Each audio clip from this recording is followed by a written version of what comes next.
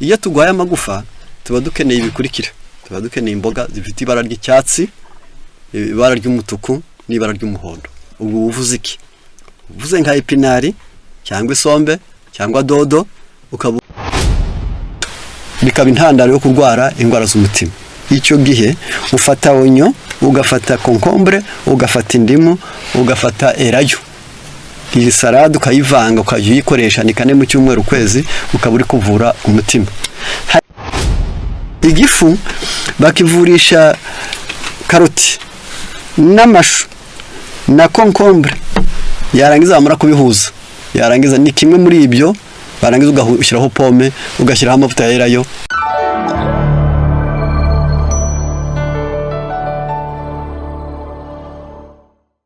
Rero kuba twumva hari igihe inyungu zishobora kuva aho udashaka, ariko hakava inyungu. Ndaza kubivuga, ndavuga impamvu kugira nibura buri wese. Hari igihe abakwanga bakangura ubwenge bwawe. Ubu se none ubwenge bwari buryamiriye, bugasinzira, bugahunikira, bukadamarara bitewe no kuri kumwe n'abakukunda gusa. Ubwo none habakwangiye batumye bukanguka ntibakugiriye neza. None se icyo ni kimwe. Abakwima bakakwigisha kwiteganyiriza.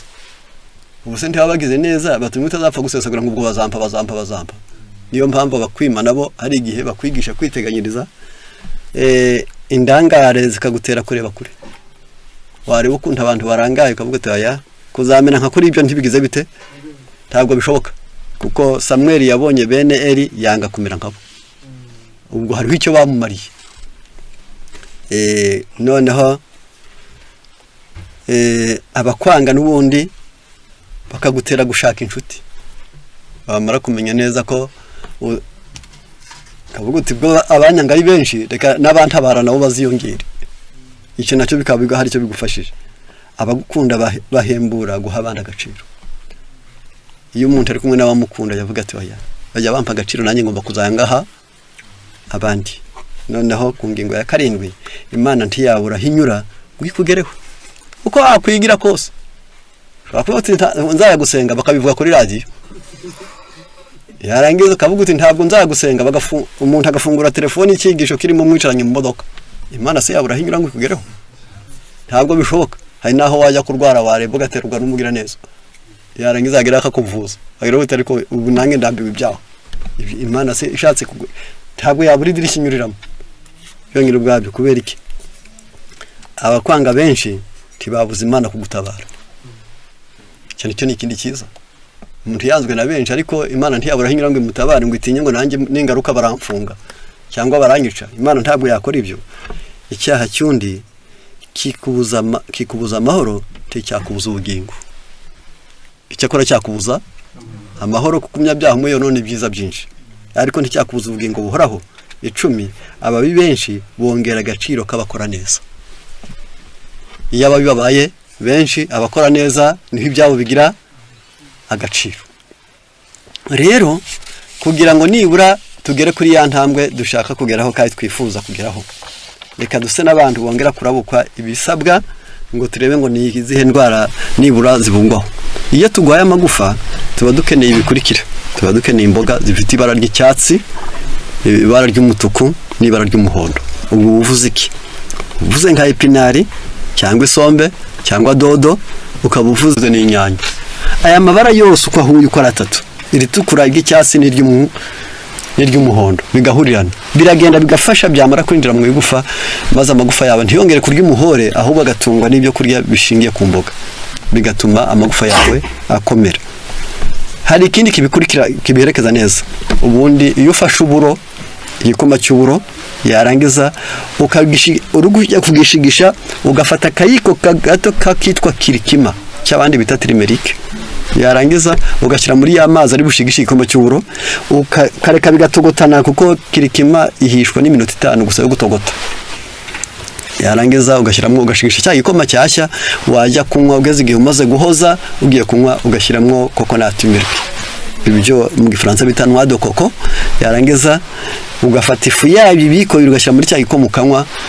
Igihe cyose uzi ko amagufa amaze kuyagwara, uba ugomba gukoresha iminsi 7 y'ukurikiranisha. Ariko niba utarayarwara ni 4 mu cyumweru. ubuvuye amagufa, za mboga na bwa buro na ya kokonati na ya kirikima, ubwo ushoboye kurinda amagufa yawe. Indwara zihari z'amagufa bitewe no guhagarara kenshi no kurya no gukora cyane abantu bashonje, yarangiza ibi byose bimaze gutuma amagufa umungwa. Kubyagwa n'abanyoye itabi n'inzoga bituma abantu bakurikiranwa. Abameza nabo barakisa ariko nta kindi bariye bagwara amagufa cyane. Yarangiza ahandi atambutse kuri ingingo yitwa amagufa. Umutima kimwe n'ibizindi ngingo ziriho ziteye ubwoba cyane muri kino gihe. Iyo tugwaje umutima haba ari ibintu bibiri, hari ukugwara umutima ubwawo gusa byo bita maladie cardiaque, noneho hakaba n'umuvuduko w'ikirenga w'amaraso cyangwa umuvuduko wo hasi.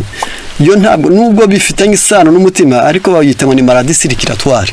Ubwo bari ikibazo cy'imitsi, ishobora kubikombagatanye, ishobora kuba ari minini cyane, yaba ari mito cyane, yaba ikomeye, yaba yuzuye amavuta, bikaba intandaro yo kurwara indwara z'umutima.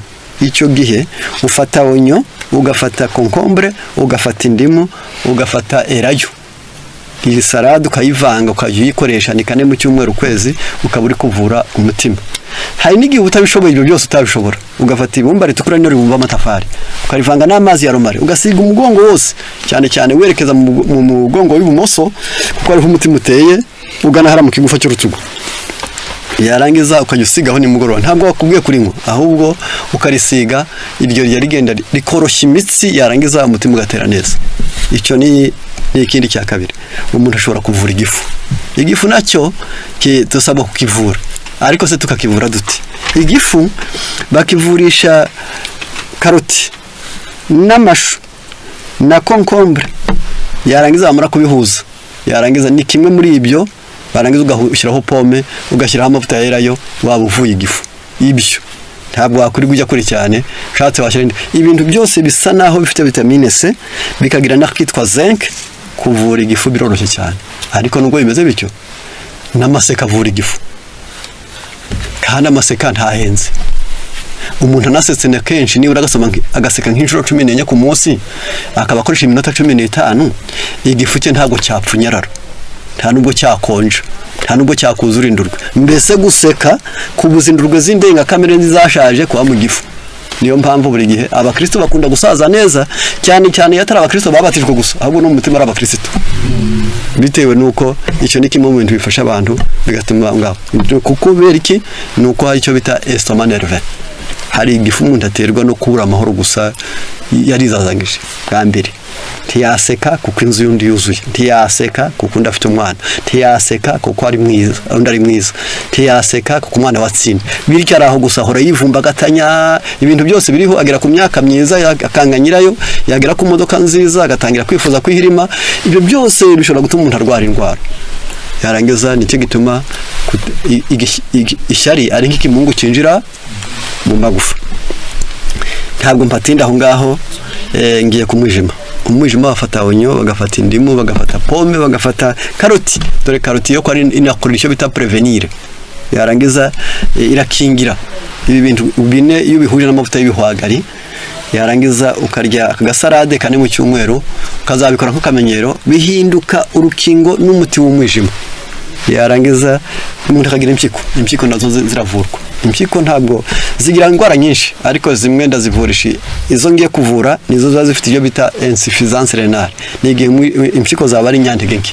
Bafata umwembe, uyu mwembe muri kureba buryo unashushanyije nk'impyiko.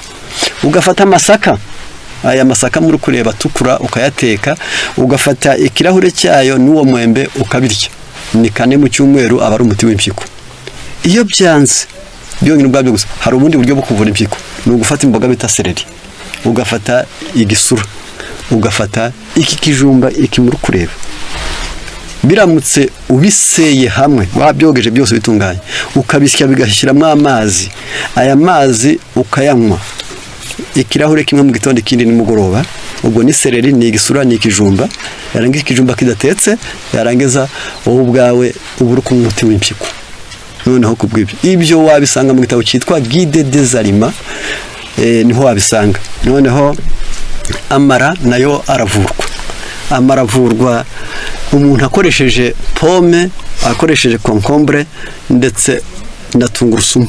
ibi bintu bihuje ukabirya nimugoroba iminsi 7 waba uri kuvura amara yagize impatwe, waba uri kuvura amara yagize hemoroide, waba uri kuvura amara yuzuye ibyo bita flatirance, kugira imyuka myinshi ukayikunda gusuragura, ibyo ngibyo wavura utyo. Noneho ibyo ni ubundi buryo, ariko amara ntiwayavura ibyo gusa, ibyo nimugoroba ariko ushobora no gufata onyo, ugafata indimu ugashyiraho erayo ukabirya mu gitondo wenda kurya, nabyo ukabikora ya minsi 7, nimugoroba ufite ibyo wakoresheje byavuzwe haruguru, nabwo usubiye mu bindi ukabikora iminsi 7 ukabuvuye amara. Rero mu mugambi nyamukuru wo kwiga ibi bintu ni ukugira ngo abantu bamenye uko bakwitabara akimuhana kaza imvura ihise, kandi Imana igambire ko abantu bamera neza. Niyo mpamvu mu migani 22 igice cya 22 umurongo 26 harimo aya magambo nifuza ko buri wese yagerageza kumva amagambo yo mu migani 22 umurongo 26 harimo aya magambo agira ati